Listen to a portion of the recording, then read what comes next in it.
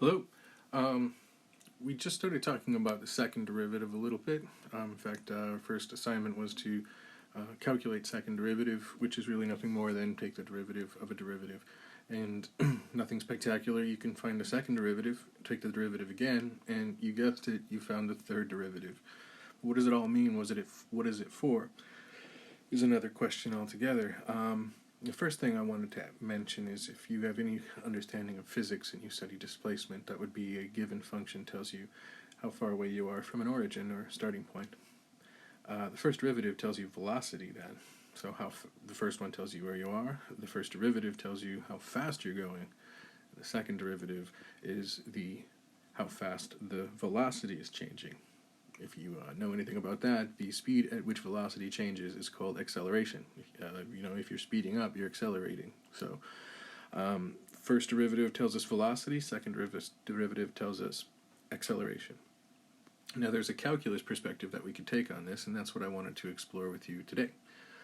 So if we go to a graph, the first thing I have is a quick little review where red represents a fourth degree polynomial function. The blue is a cubic, which must represent the first derivative of the original function. So this would be your velocity function. Recall, as the red function is going uphill, that corresponds to positive values for the first derivative.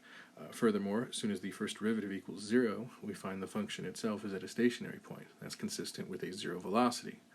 And in fact, after which we have a negative first derivative, which means we are going downhill or decreasing in value after. So what we learn is the zeros of the first derivative correspond to the stationary points of the original function. So here are 1, 2, 3 zeros for the cubic, and there's 1, 2, 3 turning points in the OG function. I guess it's function f, so it would be the OF function.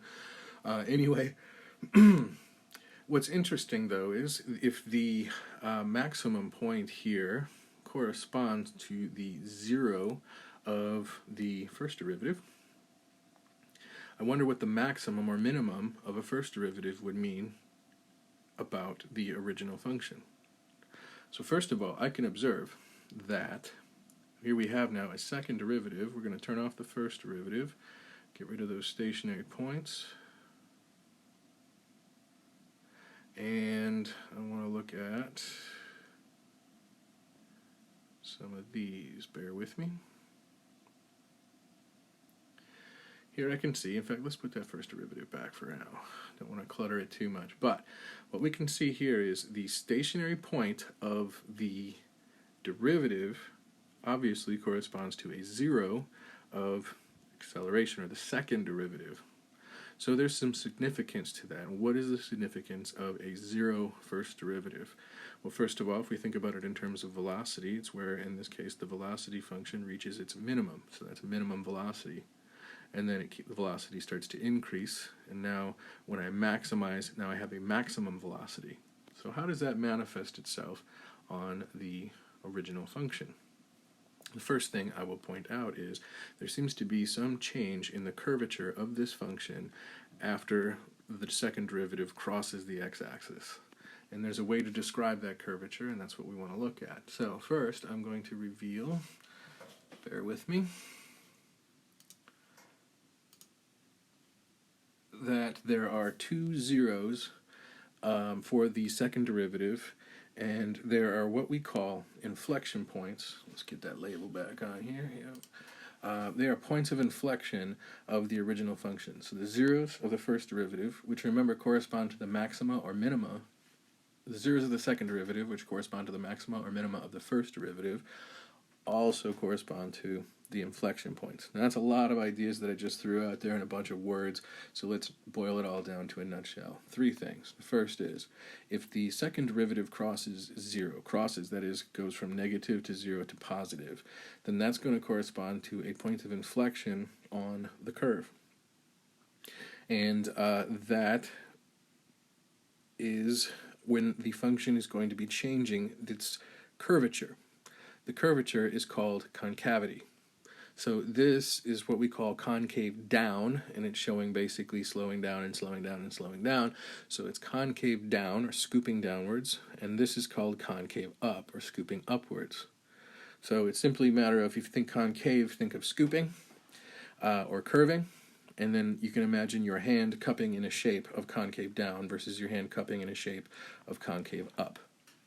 What does that have to do with the second derivative? Well, notice the function itself is concave up whenever the second derivative is positive, which shows acceleration. We're accelerating all the way along to here. And here's where we reach maximum acceleration. Now we are the opposite of accelerating. We're decelerating or slowing down, and that's why the curve is cranking downwards from here on out. So, quick summary of these ideas. The first is concavity. We have concave up looking like this. Here's an example of concave down. And again, when the function's second derivative is positive, then there's a concave up behavior. When the function's second derivative is negative, then there's a concave down behavior. And when the second derivative is 0, our function switches from concave up to concave down, which is what we call inflection. So, summarize all that. When a function is concave up, imagine the normals. Remember, we studied normal lines. All the normals would converge to a point. And if a curve is concave down, all the normals would converge to a point below the curve, as opposed to the normals converging above the curve. And the inflection point is where the concavity changes from concave up to down, or from concave down to up. We call it inflection. So, nice quick summary. Now, I know the video is getting a little long, but I thought it would be worth taking a little bit of time. Now, actually, I'm talking myself out of it. I'm going to put that into a part 2 video about so what. So I understand that the second derivative tells me about concavity, but how does that help me with my analysis of functions? Why do we even study it? I want to get into some of that, at least some of the pure calculus, in the part 2 video. So stay tuned.